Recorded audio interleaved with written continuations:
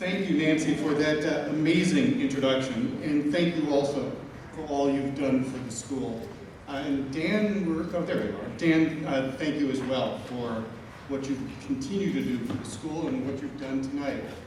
And as long as I'm thanking deans, I want to thank Chancellor Professor Mona Lynch. Mona, will you kindly raise your hand? Mona is our faculty know why I'm thanking her. For the rest of you, let me explain. So Mona is the chair of our Department of Criminology, Law, and Society, but she also took on the task of being interim dean for 6 months before I got here, and you did a remarkably good job. You know when to say yes, and you know when to say no, and I'm deeply appreciative of all that you've done. Before I get going, you all are like the students in my classes. You're all in the back. We have some chairs over there for people who would like to sit down. You can also move in a little bit. We don't have. One of the things you're going to learn about my deanship is we're not going to be at arm's length from one another. So you might as well come in. Oh, come on, Ian, sit in the chairs. It's going to be a little while. Don't be shy. So I am really touched and thankful that so many of you showed up tonight. Many of you who I've gotten to know over the last few months, several of you who I'm looking forward to getting to know over the next several months after this as I become even more part of the community. I had an invitation 10 years ago to come here and give a talk in the School of Social Ecology about my own research. And I remember being on campus for only 2 hours before I was convinced that I wanted to be part of this place. The interdisciplinary nature of the school matched my own work. The big thinking of the faculty impressed me. The diversity of the student body was all too rare in academia at that point. The beautiful weather, the gorgeous scenery, I was in. And it didn't also hurt that there's an In-N-Out burger across the street. So to say that I'm exhilarated to be here and be part of the School of Social Ecology doesn't even begin to give my feelings justice. This has been my dream school for some time, and I'm excited by what we can all do together. So tonight, over the next few minutes, I want to give you a little bit of an introduction into who I am and what I'm about. And I also want to share my hopes for the school. I also want to ask for your help. Help from our faculty and staff, help from our alumni, help from our friends in the community. The reason for that is we are at a moment of urgency for the School of Social Ecology. There are so many social problems that demand our attention. And as a public institution in the state of California, we have an obligation to help lead the way. So tonight, I'm asking you to be a partner in what we're doing here in the school. So first of all, a few things you ought to know about me. I was raised a Midwesterner, Illinois. I noticed we have an Indiana, and so I saw Wisconsin around here. I'm in Illinois, and so I was raised in the Midwest, but I spent probably about half of my life on the East Coast. So what that means is, yes, I believe in Midwestern nice. I want us to be cordial. I want us to be well-mannered. But man, am I impatient that we haven't yet gotten there. I am also a third-generation American. I was raised by parents who themselves grew up in the Depression and with a keen awareness of how fortunate our family was to have escaped Nazis and czars. Social responsibility, social justice were regular topics at our dining room table. And so I suppose it's not a surprise that as if you read the bio, you'll find that I spent a good chunk of my younger years working in politics and human rights. I've seen the highs.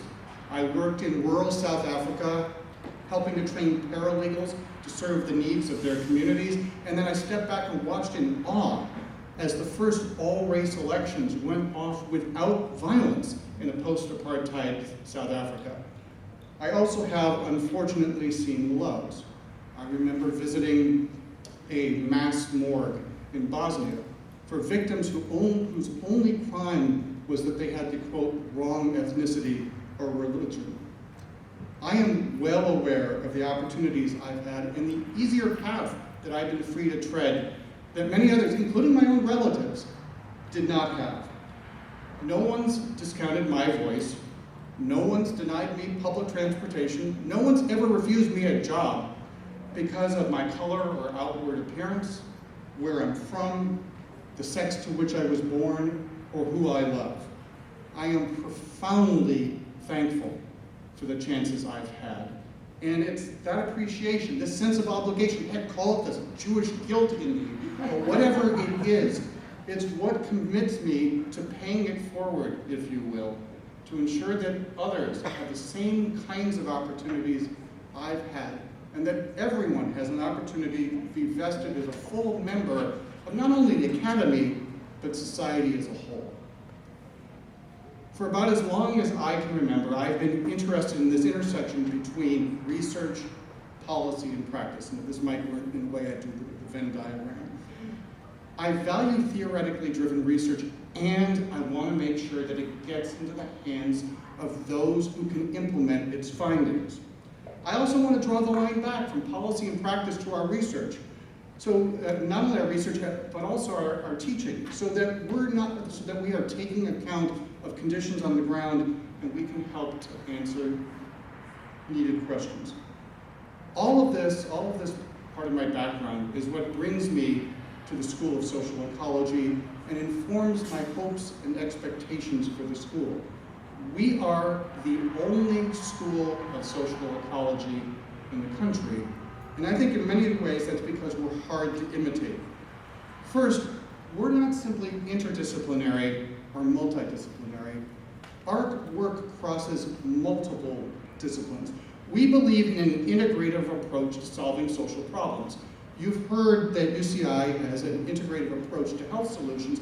I say we were there first with our integrative approach to how we go about solving social problems.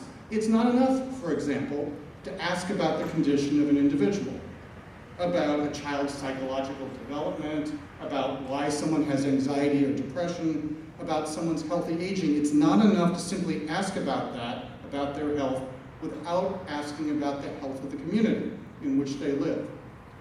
What are the levels and kinds of crime that they're exposed to? What's the level of social cohesion in the community? Is there access to food and housing? What about economic opportunities? Do people have access to transportation? What about the competency of governance? And if we're going to ask about the health of the community, then we're compelled to also interrogate the health of the environment. Is there clean air and water? What are the effects of cataclysmic weather events? Is there access to natural resources that themselves are sustainable?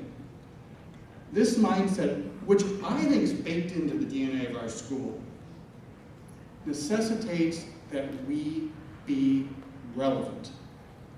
We are compelled to engage with governments, with NGOs, even with industry, to solve problems. As Nancy pointed out, we don't simply study social problems, we seek to solve them. And we seek to train and connect our students so that they can fulfill their interests in being change makers.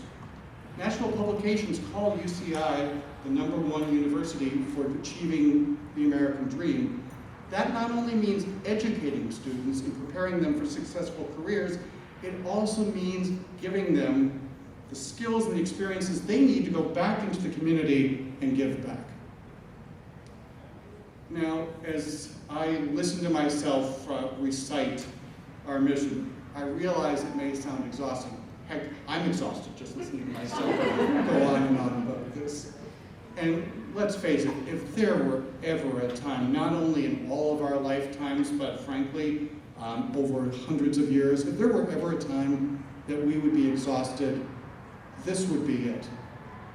I mean, it's become commonplace to say that the pandemic has taken a lot out of us. But let's stop for a minute. Let's acknowledge all that we've endured and how our community has remained resilient over the last 2 years. I mean, we've had to turn our homes into workplaces, daycare centers, schooling, even sick bays. We've had to pivot to online instruction, back to in-person, then hybrid, now back to in-person, all the while trying to accommodate students' needs while ensuring quality and continuity. We've had faculty hired more than a year and a half ago who are only this term experiencing a normal academic period. This is unprecedented. We've also had to try to maintain our research agendas when our research sites were closed. And we've tried to keep our own anxiety and depression at bay, or we've had to do so where we've tried to seek remote care while trying to balance everything else that's going on in our lives. So I know you're tired. Believe me, I know you're worn down by the last 2 years. We all are. And yet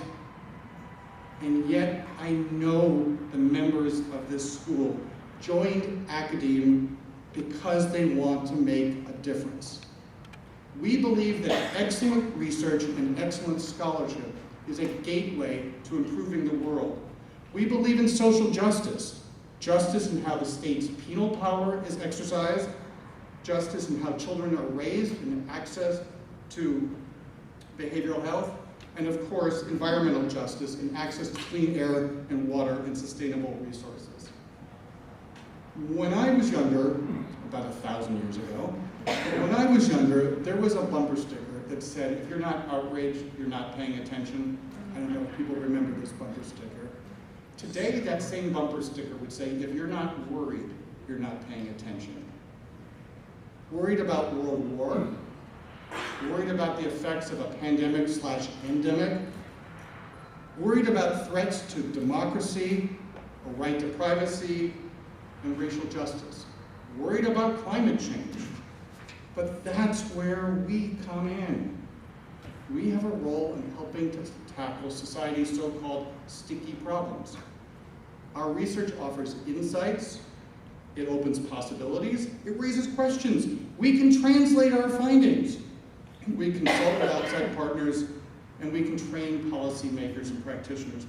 And of course, our teaching and mentoring can help produce the next wave of change makers who, having endured this perilous period, tell me that they are anxious, they are eager to finally act on the world rather than having the world continually act on them.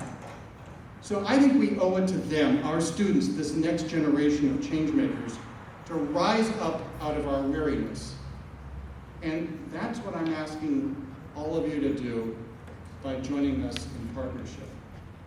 Whether you're a faculty member or a staff member in our school, whether you're one of our alumni, whether you're a friend in the community, we have a great, wonderful task at hand. We have to strengthen the School of Social Ecology. We have existing programs to fine-tune and new ones to build. We need to expand our sphere of influence and impact. And of course, we do need to help deepen and broaden our resources to support the good work of the school. As I said when I started tonight, I've been wanting to be at the School of Social Ecology for more than a decade. But I didn't come here to be comfortable. This is not a position to come and just rest on. I didn't come to be comfortable. I came because we can make a difference. And I look forward to working with all of you here and doing just that. So thank you very much for the welcome. As I said, I'm absolutely delighted to be here.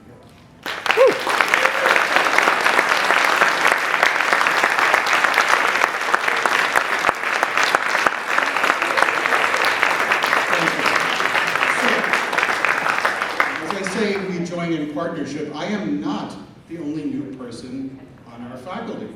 And in fact, one of the problems, as Dan alluded to earlier, is when COVID hits and you're unable to gather for a while, you're unable to formally welcome a number of the new faculty to the school. So I am going to tell you a little bit about the 12 faculty that we hired over the last 2 years, who unfortunately we were unable to do an event for.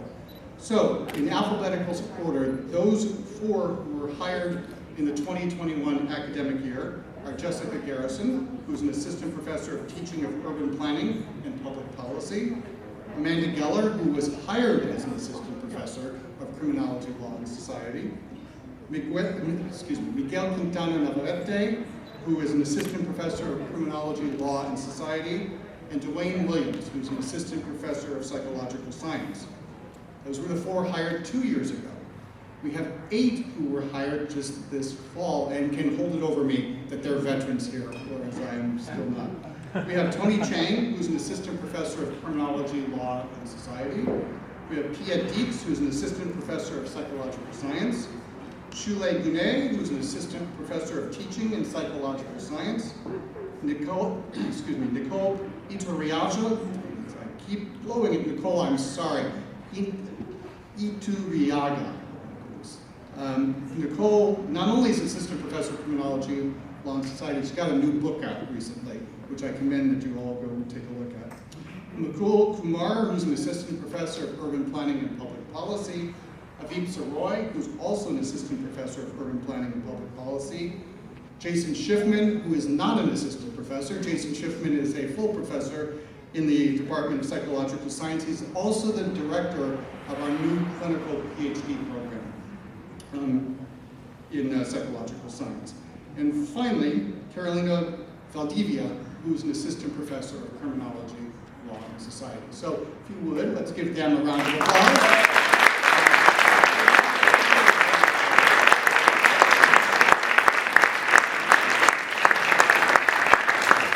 All right, we're not quite done. I want you all, I said I needed you and wanted you in partnership. I want you all to pull out your cell phones right now. I know how often have you ever been in a situation where a professor in a group of people says to people, oh yeah, pull out your cell phone. Pull out your cell phone. There are 2 things I need you to do. First, I want you, if you can, to head over to Twitter and follow both me and the School of Social Ecology. I know, there's the Elon Musk wild card in all of this. But please help us to amplify our message. Up here on the screen, we have the handles for the School of Social Ecology and for me. I promise you the content from me will be interesting from time to time. The content from the school is always interesting. But we are living in this modern world, folks, where social media rules. So please help us to amplify our message by going to Twitter. All right, as long as I have you on your phones, we have the other slide. I also need you to please go over to this website and consider making a gift to the school tonight. Now, I will tell you this. Whatever we raise tonight, I will have matched. So whatever we have tonight, I will have matched. If you give $5, if you give $5 million, of course, I would prefer the $5 million, but whatever you can do, it is a signal that we really are in this all together and that we are really building something profoundly exciting on a base that of itself is wonderful. This slide is going to stay up for the rest of the evening. So don't worry. If you don't get to it right away, there will be other opportunities to do it. Okay, one final thing. I mentioned Twitter. We have had what is called my 90 in 90 campaign on Twitter. And for this, we have to thank Mimi Co-Cruz. Mimi, will you put up your hand, please?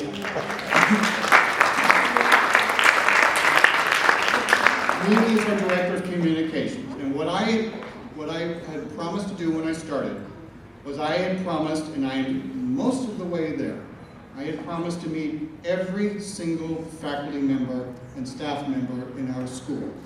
And what we decided to do was that for the first 90 days, and I realize I can count we're past 90 days, but shh, don't tell anyone else.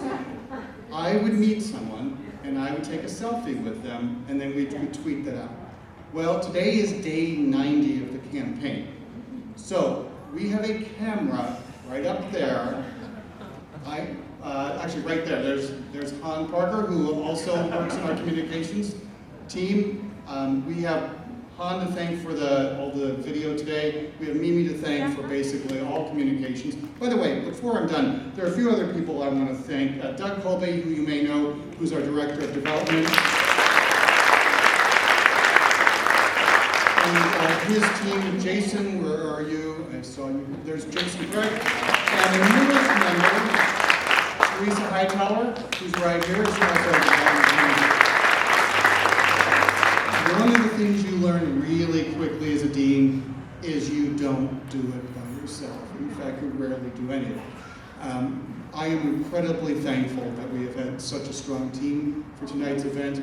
I hope you'll take a moment to thank them afterwards. But for me to thank you all, I need you all to, for a moment, crowd into this space right here. I'm going to stand here. Han's going to take our picture, and that will be day 90 of 90 in the Twitter campaign. So come on in. I will stop talking. We'll take the picture, and then please eat more, drink more, and enjoy